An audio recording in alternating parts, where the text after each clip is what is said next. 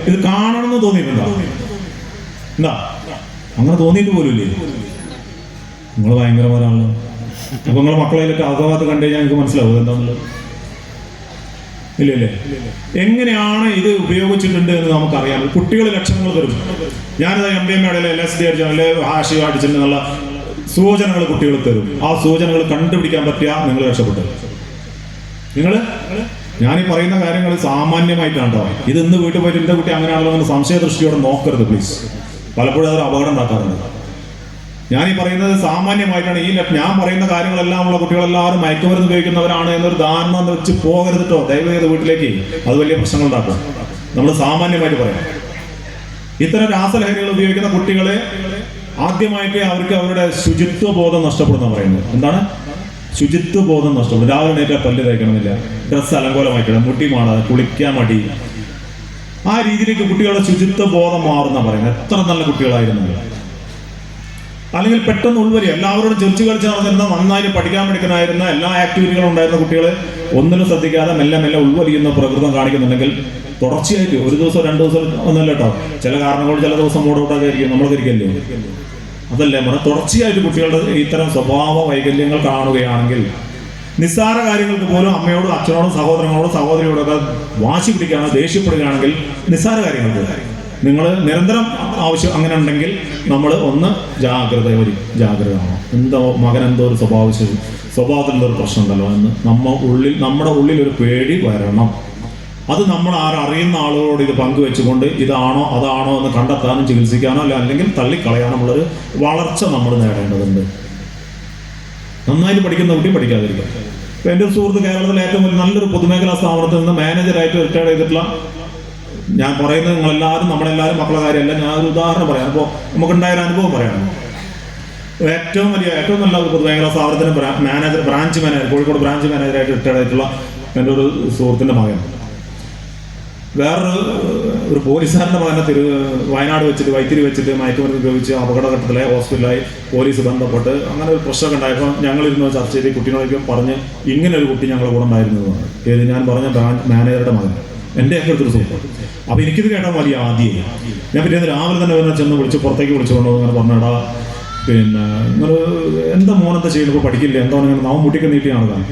ഓഞ്ഞ് പ്രതിഭ ഞാൻ പറഞ്ഞാലും അപ്പോൾ അമ്മ പറഞ്ഞതേ കേൾക്കുള്ളൂ പറഞ്ഞു. ഞാൻ പറഞ്ഞു മനസ്സിലായോ എന്താണ്?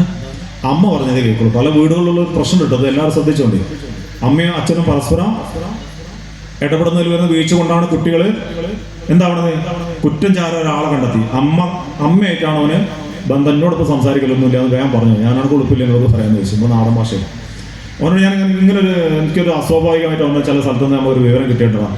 അങ്ങനെ മോൻ ചോദിക്കുന്നത് എന്ത്, മോൻ സിഗരറ്റ് വലിക്കുമെന്ന് ചോദിച്ചു. ഞാൻ ഒരു സിഗരറ്റാണ് പോട്ടെ, ഞാൻ എന്താ മദ്യപിക്കുമെന്ന് ചോദിച്ചു. മദ്യമല്ല.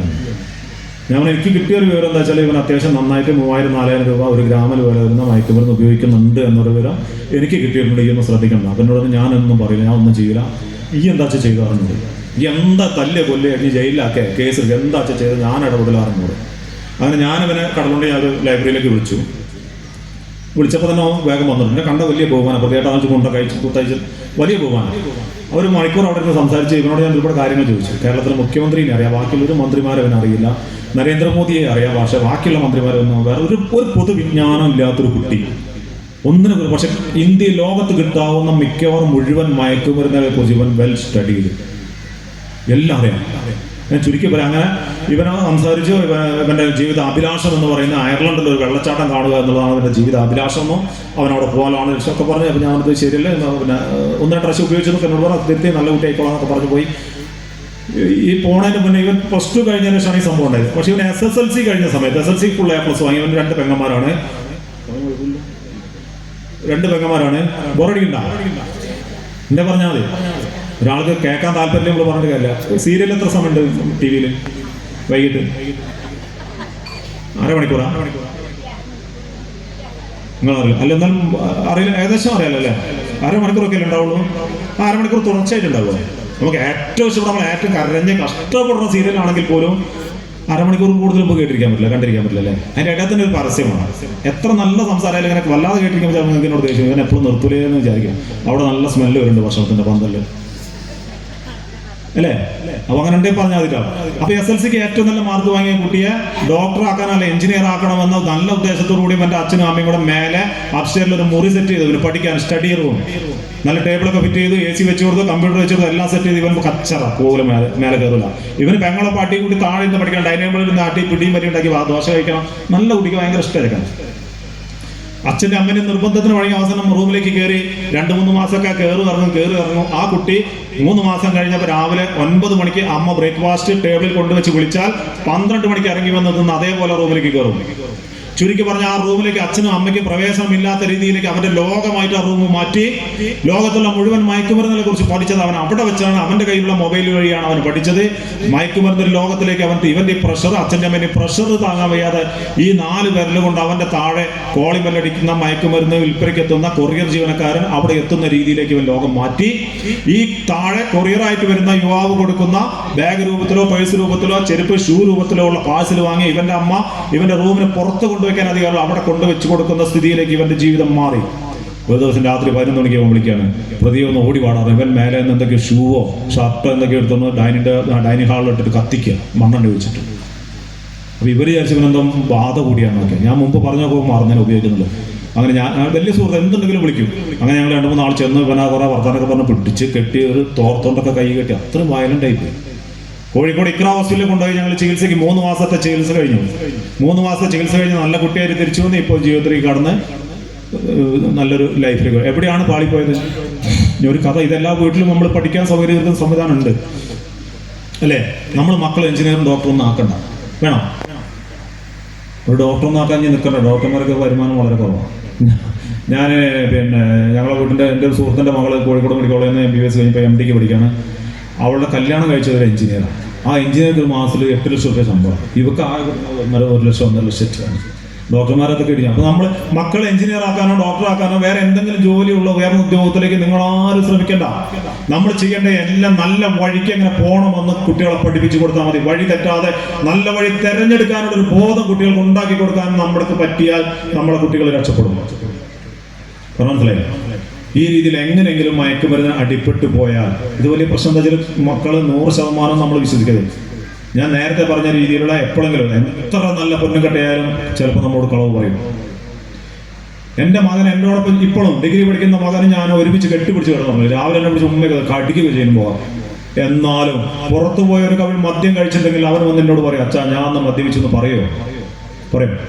ഒരു സാധ്യതയില്ല. ആ ഒരു സംശയം നമ്മുടെ മനസ്സിൽ എപ്പോഴും വേണം.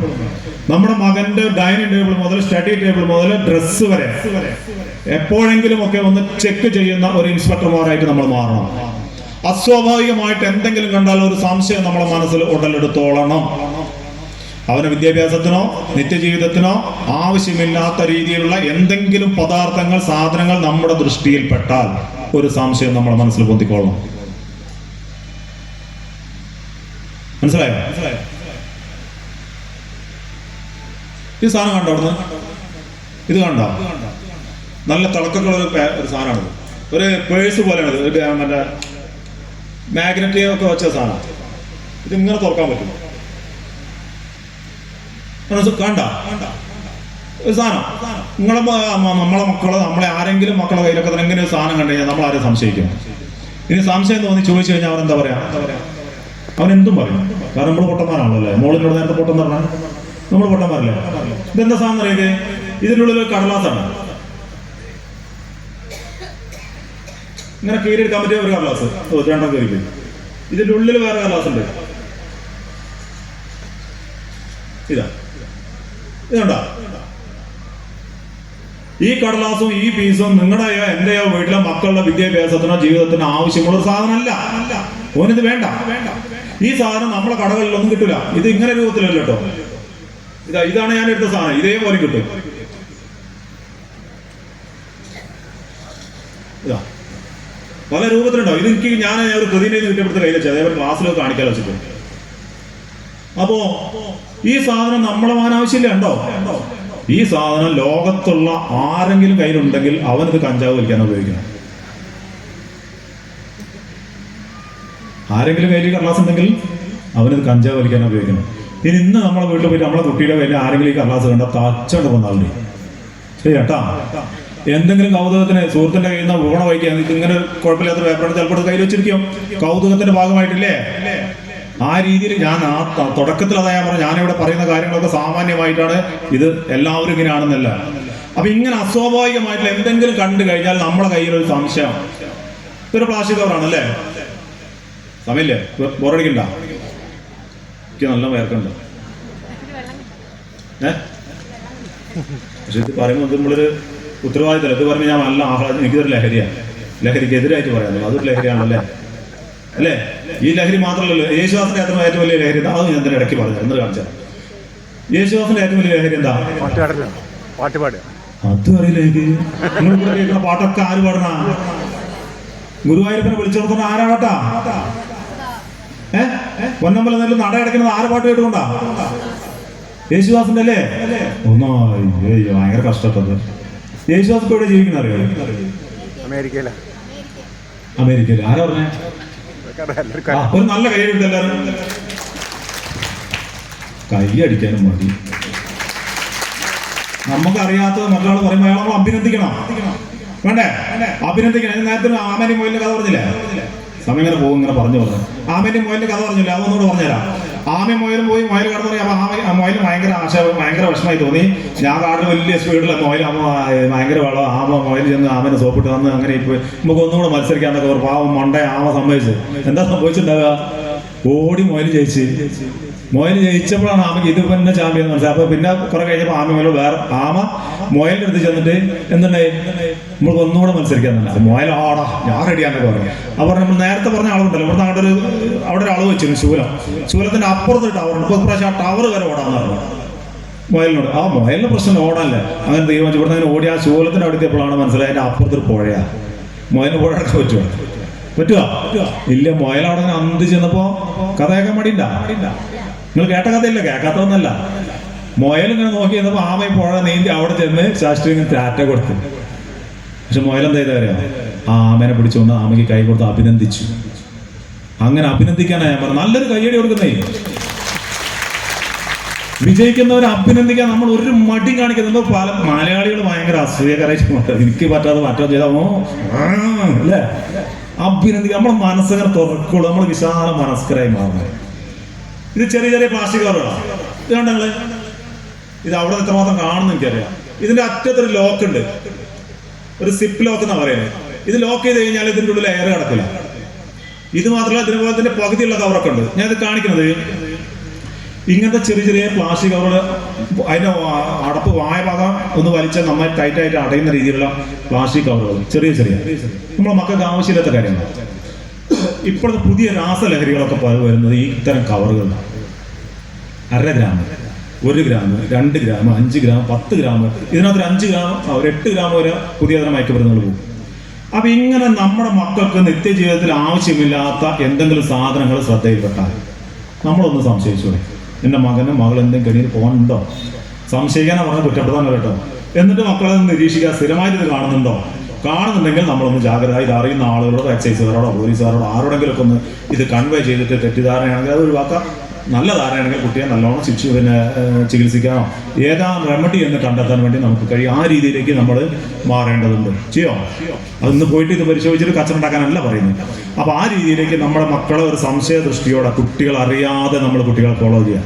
അവരുടെ ഷർട്ടിൻ്റെ ഒക്കെ മടക്കൊക്കെ ഒന്ന് പരിശോധിക്കുക, കോളറിന് മടക്കി. ഞങ്ങൾ പിടിക്കുന്ന മിക്കവാറും ചെറിയ ഈ അളവ് 1 ഗ്രാം മയക്കുമരുന്ന് എന്ന് പറയുന്നത് 4 തരി അല്ലെങ്കിൽ 5 തരി പഞ്ചസാര, MDMA എന്നൊക്കെ പറയുന്നത്, അല്ലെങ്കിൽ ഒരു ചെറിയ കല്ല് ഉപ്പ്, അല്ലെങ്കിൽ ഒരു കർപ്പൂരത്തിന്റെ കഷ്ണം, അത്രയുള്ള 1 ഗ്രാം MDMA എന്ന് പറഞ്ഞു. പക്ഷെ അതിന്റെ വില എന്ന് പറയുന്നത് 3000-4000 രൂപയാണ് ഇത് ഉപയോഗിക്കാൻ.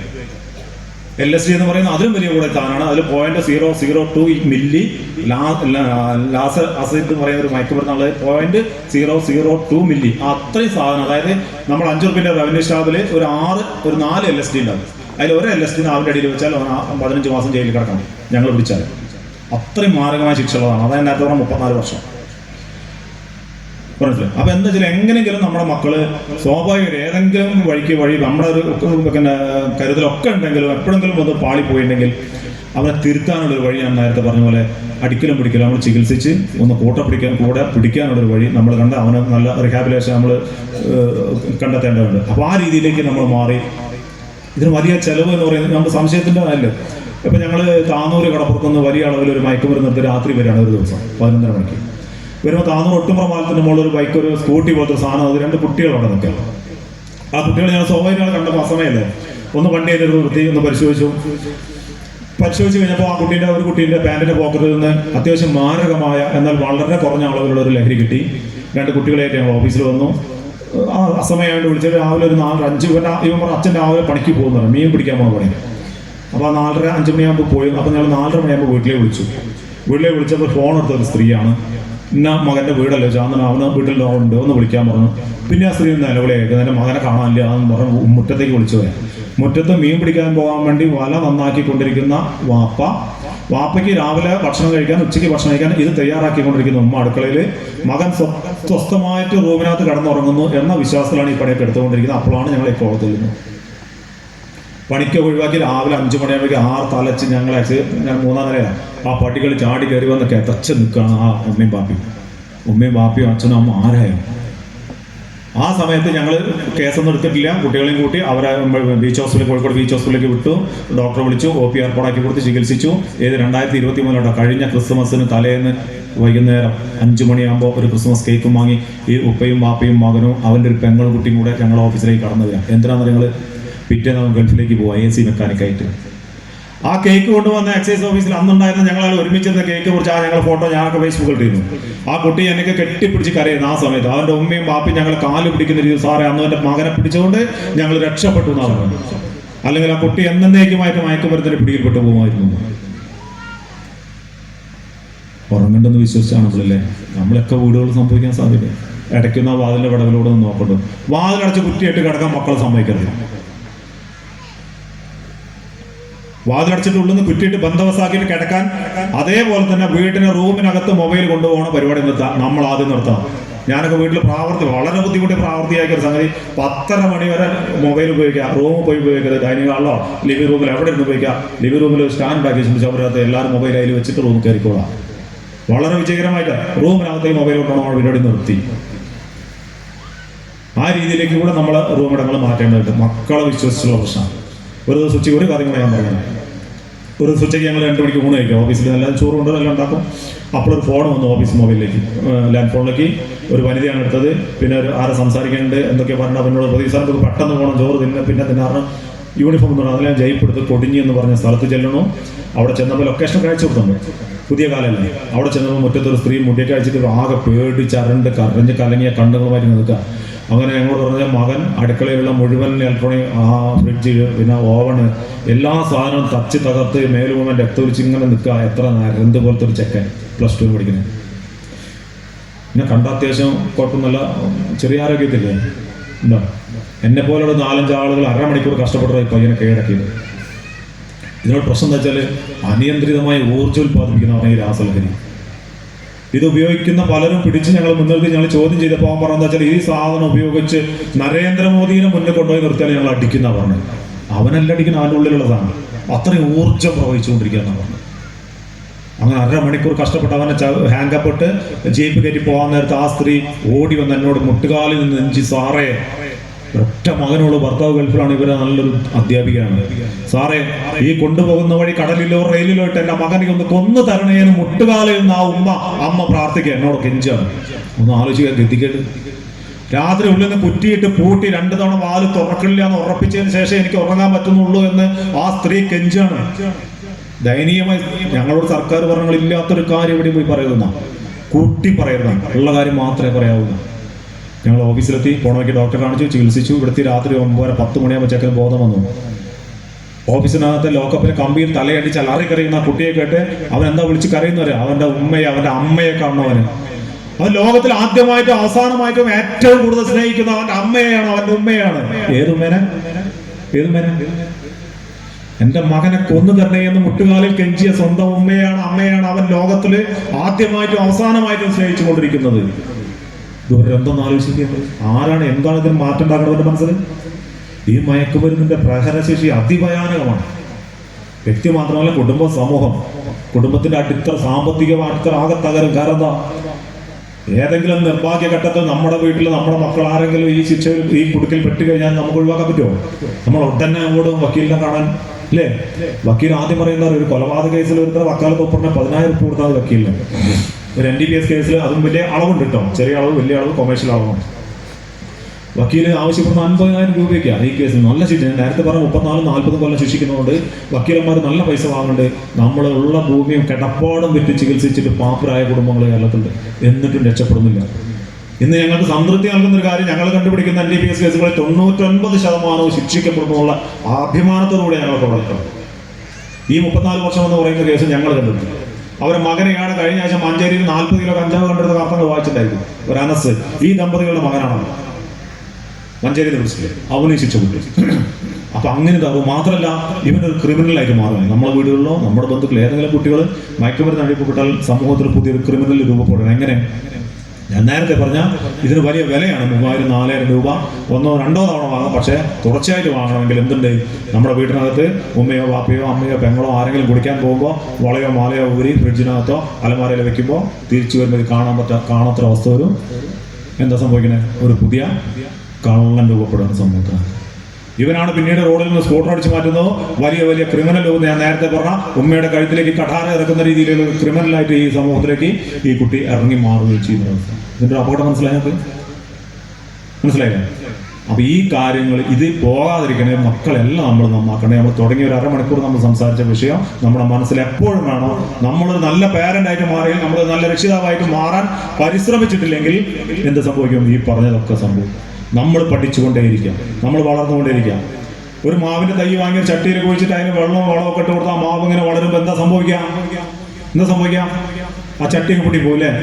അങ്ങനെ പൊട്ടിപ്പോകുന്ന ചട്ടികളായിട്ട് നമ്മൾ മാറാതെ നമ്മുടെ മക്കളെ കാക്കുന്ന, നാട് കാക്കുന്ന, സമൂഹത്തെ കാക്കുന്ന നല്ല രക്ഷിതാക്കളായിട്ട് നമ്മൾ മാറേണ്ട ഒറ്റ കാര്യം കൂടെ പറഞ്ഞ് അവസാനിപ്പിക്കാം. ഷുഗറുടെ വീട്ടില്, പ്രഷറും ഷുഗറുള്ള ആളുകളുടെ വീട്ടില് ഉണ്ടാവും അല്ലേ? ആരുടെ വീട്ടിലില്ല? ഉണ്ട്. മരുന്ന് കഴിക്കുന്നുണ്ടോ? ഉണ്ട്. അസുഖം മാറിയില്ലേ? ഇല്ലേ? മാറിയില്ലേ? പിന്നെ എന്തിനാ മരുന്ന് കഴിക്കണേ? അത് മാറൂല. അത് മരുന്ന് കഴിച്ച് അത്യാവശ്യം രാവിലെ ഗുസ്തി കളിച്ച് ഇങ്ങനെ കൺട്രോൾ ചെയ്ത് നിർത്തല്ലേ. പക്ഷെ ഈ മയക്കുമരുന്ന് ഉപയോഗിക്കുക എന്നുള്ളത് ഒരു അസുഖമാണ്. നേരത്തെ പറഞ്ഞ അസുഖമാണ്. ശാസ്ത്രീയമായ ചികിത്സ നേടിയാൽ, എങ്ങനെ? ശാസ്ത്രീയമായ ചികിത്സ നേടിയാൽ 100% മാറ്റാവുന്ന ഒരു അസുഖമാണ് മയക്കുമരുന്ന് ഉപയോഗം എന്ന് നമ്മൾ മനസ്സിലാക്കി ആ രീതിയിലേക്ക് ഇടപെടാനും സമൂഹത്തിന് ബോധം നൽകാനും കൂടി നമ്മൾ തയ്യാറാവണം എന്നുകൂടി പറഞ്ഞ് ഞാൻ അവസാനിപ്പിക്കുന്നതിന് മുമ്പ് നേരത്തെ വിട്ടുപോയൊരു കാര്യം, നമ്മൾ യേശുദാസിന് പറഞ്ഞത് എവിടെ അവസാനിപ്പിച്ചേ? അവിടെ ഞാൻ വഴിയേക്ക് പോയില്ലേ? നമ്മൾ മക്കളെ പഠിപ്പിക്കേണ്ട ആദ്യത്തെയും അവസാനത്തെയും ഒരു പാഠം എന്നുള്ളത് ഞാൻ പറയാൻ പോകുന്ന, നേരത്തെ യേശുദാസിന്റെ കാര്യം പകുതി വെച്ച് നിർത്തി. യേശുദാസ് ഇപ്പൊ എവിടെ താമസിക്കുന്നത്? കയ്യടി കൊടുക്കാൻ മടിയായതുകൊണ്ടാണ് തെറ്റിപ്പോയത്. നന്നായിട്ട് കയ്യടിക്കണം, മനസ്സിലായില്ലേ? യേശുദാസ് അമേരിക്കയിലാണ് താമസിക്കുന്നത്. അവർ പറഞ്ഞു അമേരിക്കൻ സിറ്റിസൺ ആണ്. അദ്ദേഹത്തിന് 80ാം പിറന്നാൾ ആഘോഷിക്കുമ്പോൾ അമേരിക്കയിൽ വെച്ച് ആഘോഷിക്കുന്നത്. 80ാം പിറന്നാൾ ആഘോഷിക്കുമ്പോൾ കേരളത്തിൽ നിന്നുള്ള ഒരു മാധ്യമ പ്രവർത്തനം അദ്ദേഹത്തെ വീഡിയോ കോൾ ചെയ്യുകയാണ്, പിറന്നാൾ ആശംസിക്കാൻ വേണ്ടി. വീഡിയോ കോൾ ചെയ്ത് സംസാരിക്കുന്നതിനിടയ്ക്ക് ഈ മാധ്യമ പ്രവർത്തകൻ യേശുദാസിനോട് ചോദിച്ചു, ഈ 80ാമത്തെ വയസ്സിലും ഇത്ര ശ്രുതിമധുരമായിട്ട് അങ്ങയുടെ സ്വരം നിലനിർത്തുന്നതിന്റെ രഹസ്യം എന്താണ് സാർ എന്ന് ചോദിച്ചു. അതിന് യേശുദാസ് പറഞ്ഞ മറുപടിയാണ് എനിക്കും നിങ്ങൾക്കും ഒക്കെ തന്നെ നമ്മുടെ പുതിയ തലമുറയോട് പറയാനുള്ളത്. അദ്ദേഹം പറഞ്ഞ മറുപടി, പല ഘട്ടങ്ങളിലൂടെ ഞാൻ കടന്നു വന്നിട്ടുണ്ട്, പല സാഹചര്യങ്ങളിലൂടെ ഞാൻ കടന്നു വന്നിട്ടുണ്ട്. പക്ഷേ ജീവിതത്തിൽ ഒരിക്കൽ പോലും ഒരു കവിൾ മദ്യമോ ഒരു കവിൾ പുകയോ അല്ലെങ്കിൽ എന്തെങ്കിലും ഒരു ലഹരി പദാർത്ഥമോ ജീവിതത്തിൽ ഇന്ന് വരെ ഉപയോഗിച്ചിട്ടില്ല എന്നുള്ളതാണ് എൻ്റെ വിജയത്തിന്റെ അടിസ്ഥാന ശില. എന്താണ്? ജീവിതത്തിൽ ഒരിക്കൽ പോലും ഒരു കവിൾ മദ്യമോ ഒരു കവിൾ പുകയോ ഒരു കവിൾ മറ്റു മയക്കുമരുന്നുകളോ ഒന്നും തന്നെ ഉപയോഗിച്ചിട്ടില്ല എന്നുള്ളത് മാത്രമാണ് ആദ്യമായും അവസാനമായും എന്റെ ശബ്ദം ഇതേപോലെ നിലനിൽക്കുന്നതിന്റെ രഹസ്യമെന്നാണ് യേശുദാസ് പറഞ്ഞിട്ടുള്ളത്. അത് തന്നെയാണ് നമ്മുടെ മക്കളോട് നമുക്ക് പറയാനുള്ളത്. ജീവിതത്തിൽ ഒരിക്കൽ പോലും ഇത് നമ്മൾ ടേസ്റ്റ് ചെയ്യാൻ പാടില്ല, ചെയ്താൽ പെട്ടുപോകും. അങ്ങനെ ചെയ്യില്ല എന്നുള്ള തീരുമാനത്തിലേക്ക് നമ്മുടെ മക്കളെ നമുക്ക് എത്തിക്കാൻ പറ്റിയാൽ നമ്മുടെ ജീവിതം ധന്യമാവും. ഇത്ര നേരം ഒരുപാട് സമയമായില്ലേ എന്നെ കേട്ടു നിന്ന, എന്നെ സഹിച്ചു നിന്ന നിങ്ങൾക്ക് എല്ലാവർക്കും, എന്നെ ഈ പരിപാടിക്ക് വിളിച്ചതിന്റെ സംഘാടകർക്കും ഒക്കെ നന്ദി രേഖപ്പെടുത്തിക്കൊണ്ട് എന്തെങ്കിലും എന്നോട് ചോദിക്കാനോ പറയാനുണ്ടെങ്കിൽ 5 നിമിഷം ഞാൻ അവിടെ ഇരിക്കുക. നിങ്ങൾക്ക് ധൈര്യമായിട്ട് ചോദിക്കാം, നേരിട്ട് വന്ന് ചോദിക്കും, അവിടെ നിന്ന് ചോദിക്കാം, എല്ലാവരും കേൾക്കട്ടെ. ഓക്കെ.